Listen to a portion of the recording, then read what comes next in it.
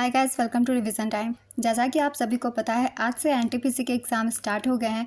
मैं ला रही हूँ आप सभी के लिए 5 जून को पूछे गए फर्स्ट शिफ्ट के क्वेश्चंस के एनालिसिस वीडियो।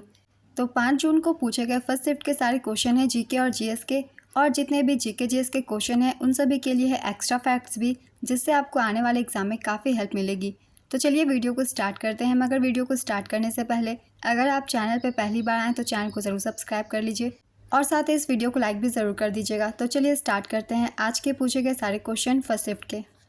क्वेश्चन नंबर 1, महिला प्रीमियर लीग 2025 किस टीम ने जीता है?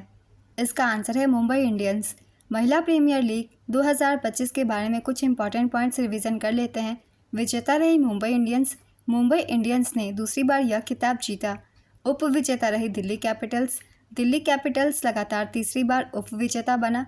संस्करण था तीसरा।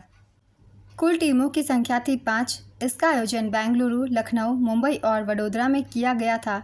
विजेता की धनराशि थी 6 करोड़ रुपए। उप विजेता की धनराशि 3 करोड़ रुपए। Player of the match Harmanpreet Kaur को दिया गया। ऑरेंज कैप के विनर थी net sewer Brunt. Orange cap उसे दिया जाता है जिसने सबसे ज़्यादा रन बनाए होते हैं, और पर्पल कैप दिया गया अमेलिया केर को, जिसने सबसे ज़्यादा विकेट लिए होते हैं। उन्हें पर्पल कैप दिया जाता है, ये भी आपको याद रखने हैं।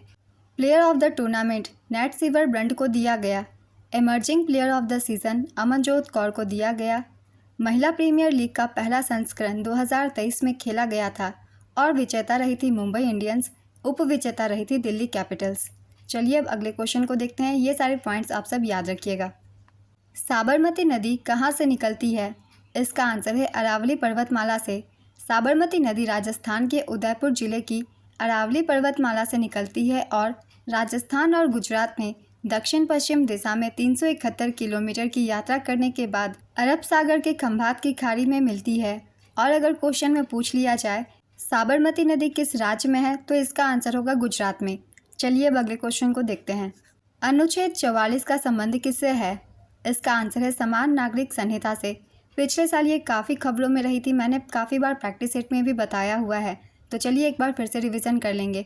27 जनवरी 2025 को उत्तराखंड में यूनिफॉर्म सिविल कोड यूसीसी लागू हो गया है। गोवा में पहले से ही यूसीसी लागू है, लेकिन वहां इसे पुर्तगाली सिविल कोड के तहत लागू किया गया था। समान नागरिक संहिता का मतलब है भारत के सभी नागरिकों पर एक समान कानून लागू होना। यहाँ हम कुछ महत्वपूर्ण अनुच्छेदों की भी रिवीजन कर लेंगे, जिससे एग्जाम में ज़्यादातर क्वेश्चन पूछे जाते हैं। जैसे कि अनुच्छेद 40, इसका संबंध है ग्राम पंचायतों के संगठन से। अनुच्छेद 41, काम करने का, शिक्षा का और कुछ मामलों में सार्वजनिक सहायता का अधिकार का प्रावधान किया गया है। अनुच्छेद 42, काम और मातृत्व राहत की मानवीय स्थिति के लिए प्रावधान। अनुच्छेद 43, श्रमिकों के लिए वेतन से संबंधित है। अनुच्छेद 43A, उद्योगों के प्रबंधन में मजदूरों की भागीदारी। अनुच्छेद 43B, सहकारी समितियों को बढ़ावा देना। अनुच्छेद 44, नागरिकों के लिए समान नागरिक संहिता। नेक्स्ट क्वेश्चन, एफटीपी का फुल फॉर्म क्या होता है? इसका आंसर है फाइल ट्रांसफ़र प्रोटोकॉल। भारत का पूर्वी तट कहाँ स्थित है? इसका आंसर है पूर्वी घाट और बंगाल की खाड़ी के बीच।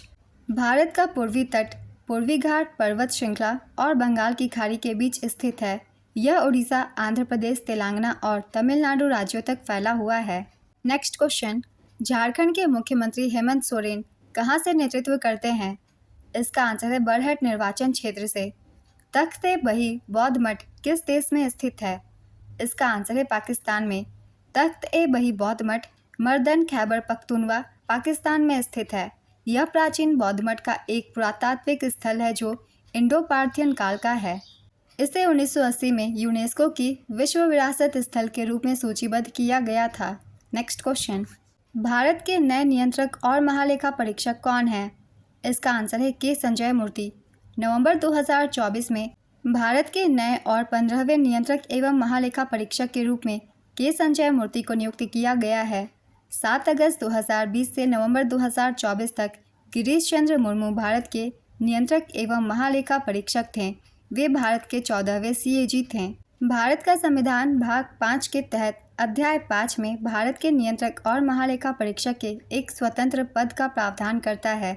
सीएजी का उल्लेख संविधान में अनुच्छेद 148 से 151 के तहत किया गया है।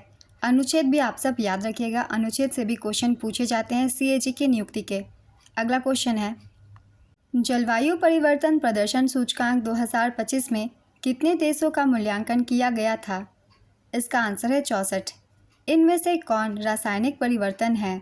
इसका आंसर है लकड़ी का जलना। संविधान का अनुच्छेद 32 का संबंध किससे है? इसका आंसर है संवैधानिक उपचारों के अधिकार से। अनुच्छेद 32 नागरिकों को उनके मौलिक अधिकारों के प्रवर्तन के लिए सर्वोच्च न्यायालय में जाने का अधिकार देता है। डॉक्टर BR अम्बेडकर ने अनुच्छेद 32 को संविधान का हृदय और आत्मा कहा है। नेक्स्ट क्वेश्चन, 97वां संविधान संशोधन किससे संबंधित है? इसका आंसर है सहकारी समितियों को संवैधानिक दर्जा देने से।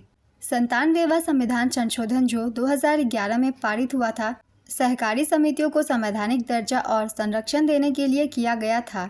नेक्स्ट क्वेश्चन, 24 डिग्री अक्षांश किस राज्य से होकर गुजरती है? इसका आंसर है गुजरात से। पेड़ की जड़ में ऑक्सीजन की कमी क्यों हो जाती है? इसका आंसर है अमोनिया और नाइट्रेट के कारण। नेक्स्ट क्वेश्चन, पाइका विद्रोह कब हुआ था? इसका आंसर है वर्ष 1817 में। पाइका विद्रोह ईस्ट इंडिया कंपनी के खिलाफ पाइकास, ओडिशा के पारंपरिक मलेशिया द्वारा वर्ष 1817 में चलाया गया था।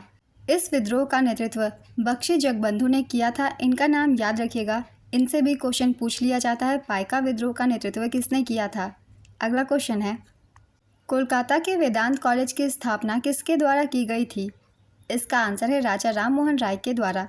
राजा राम मोहन राय ने 1825 में कोलकाता में वेदांत कॉलेज की स्थापना की थी। नेक्स्ट क्वेश्चन, हाल ही में किस देश ने चीन की बेल्ट एंड रोड इनिशिएटिव से हटने का फैसला किया है? इसका आंसर है पनामा ने। भारत में अंतर्जातीय विवाह को कानूनी रूप से अनुमति देने के लिए सबसे महत्वपूर्ण प्रयास किसने किए थे? इसका आंसर है राजा राम मोहन राय ने। इनमें से कौन कंप्यूटर के CPU का भाग नहीं है? इसका आंसर है CPU के भाग है ALU, CU रजिस्टर। इनमें से जो ऑप्शन में नहीं हो उसे आप टिक कर सकते हैं। नेक्स्ट क्वेश्चन, दक्षिण भारत के मंदिरों में पाए जाने वाले सिद्धि जैसी आकृति या अलंकृत प्रवेश द्वार को क्या कहा जाता है? इसका आंसर है विमान। जब सोडियम कार्बोनेट और अमोनियम क्लोराइड को मिलाया जाता है तो हाइड्रोलिसिस के बाद कौन थोड़ा अम्लीय होता है? इसका आंसर है अमोनियम क्लोराइड। प्राचीन काल में भुक्ति शब्द का क्या अर्थ था? इसका आंसर है प्रांत या राज्य। राष्ट्रीय दुग्ध दिवस कब मनाया जाता है? इसका आंसर है 26 नवंबर को। लैंगिक असमानता सूचकांक 2025 में भारत कौन से स्थान पर रहा? इसका आंसर है 102वें स्थान पर। इस रिपोर्ट की जारी करता है संयुक्त राष्ट्र विकास कार्यक्रम UNDP। नेक्स्ट क्वेश्चन, भारत में बेरोजगारी दर कितनी है? इसका आंसर है 5.1%। तो आज के फर्स्ट शिफ्ट की एनालिसिस वीडियो कंप्लीट होती है। अगर आप सभी को ये वीडियो हेल्पफुल लगी हो तो वीडियो को लाइक ज़रूर कर दीजिएगा और इस तरीके की और भी एनालिसिस वीडियो के लिए चैनल को भी ज़रूर सब्सक्राइब कर लीजिए। फिर मिलते हैं अगली वीडियो के साथ। आप सभी को आने वाले एग्जाम्स के लिए ऑल द बेस्ट।